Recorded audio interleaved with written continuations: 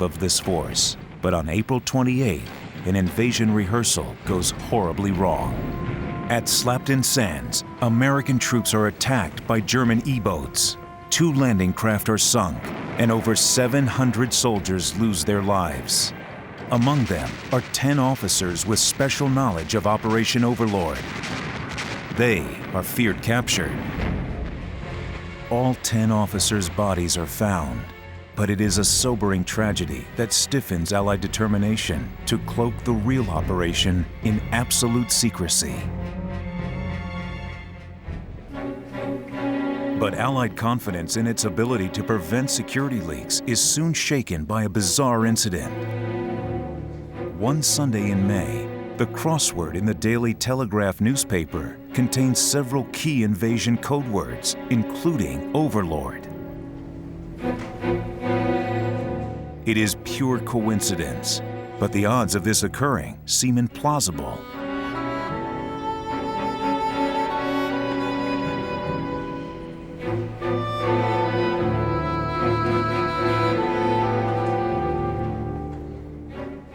Soon after, another incident is even more disturbing. A British staff officer leaves the entire communications plan for the invasion in the back seat of a taxicab in London. Fortunately, the driver hands it back, still in its briefcase, marked Top Secret. A similar panic follows when an American sergeant is ordered to send the Overlord plans to the Pentagon. He gets them mixed up with a parcel of clothes sent to a friend living in a German section of Chicago. A huge operation is mounted, and the parcel is intercepted in time. In May, bad weather delays the Allied landings until June. The German Navy is aware of the poor conditions for a channel crossing and declares there is no real danger until August. German soldiers take their leave. Even Rommel believes it is safe to return to Germany. British meteorologists are more optimistic. They spot a brief window of opportunity in the first week of June. This week has the added advantage of low tides. Rommel's beach obstacles will be revealed. Long summer nights also help the initial waves of Allied paratroops.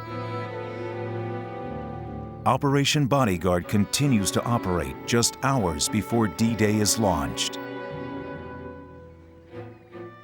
The night before the landing, Allied air troops are transported to Normandy to begin their operations behind enemy lines.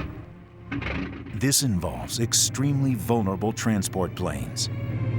To protect them from German night fighters, RAF bombers fly on a decoy mission. 24 Lancasters and 5 Flying Fortresses fly over the Somme and drop huge amounts of tiny metal strips. These clouds of strips, codenamed Window, overwhelm enemy radar. For 3 crucial hours, the Luftwaffe think a bombing raid is coming over Amiens, blind to any other aircraft movement. RAF 617 Squadron, known as the Dam Busters, fly on a special mission called Operation Taxable. Their task is to defeat the German Navy's radar. They need to create entirely false radar readings. To do so, Lancaster bombers must conduct incredible feats of maneuvering. The bombers twist and turn while dropping window in patches of a density and shape that recreate the effect of hundreds of ships. Group Captain Leonard Cheshire remembers creating the illusion. Basically, what we were asked to do was to create a huge radar reflector by dropping this window. Now that meant having 8 aircraft in perfect formation, spaced by 2 miles, advancing from the starting point 8 miles, then doing a very slow right-hand turn that had to take 1 minute, coming back to the return leg, then repeating it each time 20 seconds short. And throughout the period of the forward and the backward leg, the window droppers had to drop their window every 15 seconds. But the trouble was that they had to have a thicker type of window for the first half of the leg and a thinner for the second half. I think our great worry was whether we would make a mistake, because we'd been told that if one mistake was made, the German radar would notice it. They would then realize that we were doing a spoof. They would then recognize the urgency of getting all their armor across to the Normandy beachhead. And we weren't really trained for this kind of flying.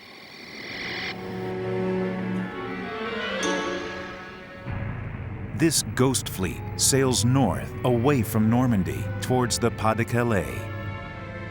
German radar-equipped aircraft are deployed to investigate the presence of this fleet. The Royal Navy then sets sail amid the ghost fleet, towing balloons fitted with radar reflectors.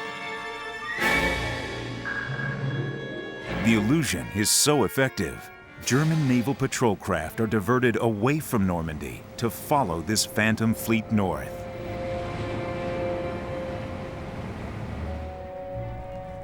A separate deception is aimed at protecting the Allied aerial assault on Normandy. Dummy paratroops are equipped with battle simulators. When they hit the ground, they make the sound of small arms fire and grenades. Their purpose is to divert German units away from the actual parachute drop zones. Small units of British Special Ops, SAS troops, land with the dummies and operate gramophones with records of soldiers' voices and other combat sounds. The German troops are scattered, not sure where the real landing is. One regiment of 1,700 men is tied up for hours fighting dummies. 1,700 less Germans on the beaches of Normandy. The early signs are the deception is working. On the evening before June 6th, a report is filed by Field Marshal Gert von Rundstedt, commander of German forces in France. The report states that there is no immediate threat from the expected invasion. A sudden storm arises, and D-Day is delayed another 24 hours.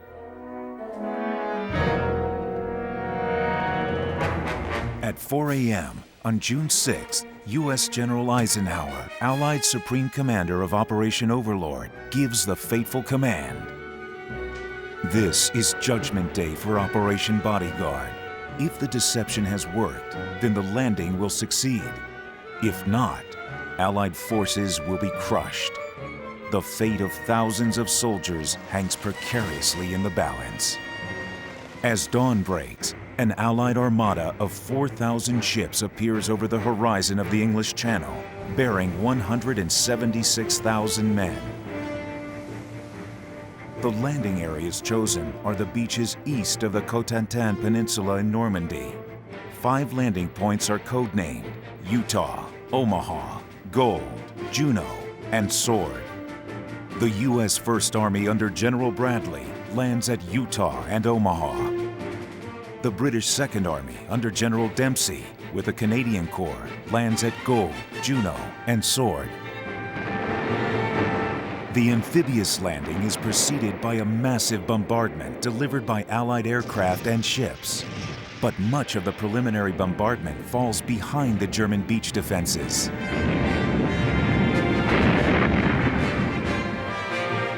Reports begin to flood in of an invasion of epic proportions. But Hitler and his generals are so duped by Allied trickery, they still expect a main attack in the Pas-de-Calais. The result, they hold up reinforcements to Normandy. The Allied success does not mean the landings go smoothly. As U.S. soldiers hit the beaches at Omaha, they are met by a storm of fire. German machine guns and artillery aim straight down the beach at them.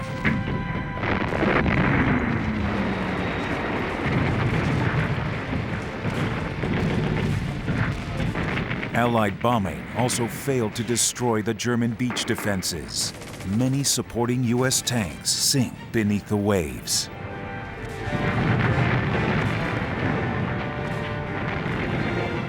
More than 3,000 American soldiers landing at Omaha are killed by nightfall. The British face similar problems on Gold Beach.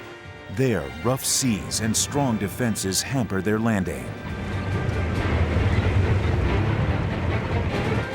But by the end of the day, Allied troops are ashore and determined to stay there.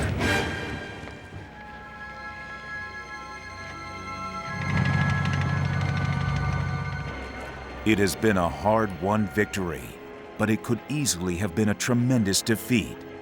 If Hitler had reinforced this area with the German division stationed at the Pas de Calais, D-Day could have turned into a total disaster. Over the following days, more and more men and supplies land on the beaches, building up Allied strength.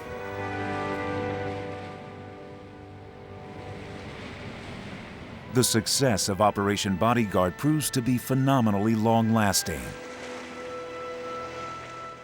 For weeks, German generals still believe D-Day is merely a diversion. On July 18th, 5 weeks after D-Day, Field Marshal von Rundstedt sends a message to High Command. He states, "There are no grounds for changing our appreciation for the intentions of the army group assembled in Southeast England."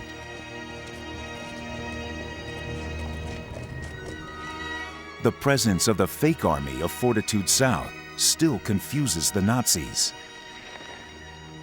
Despite the Allied march to Berlin, German reserves are kept in place to face a threat that will never come. The operation has achieved its goal of diverting enough Nazi troops and resources away from Normandy to even the odds.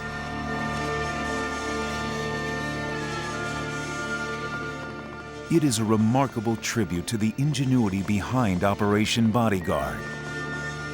For almost a year, British agents deployed an elaborate web of illusion.